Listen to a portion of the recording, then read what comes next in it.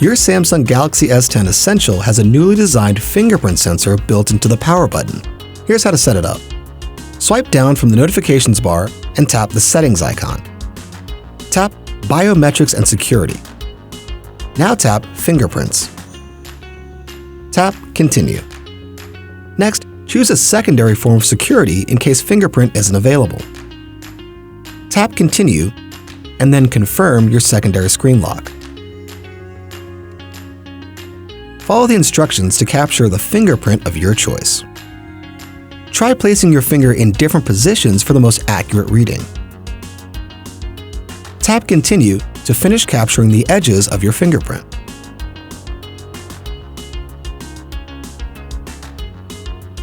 Here, you could add another finger now or tap Done.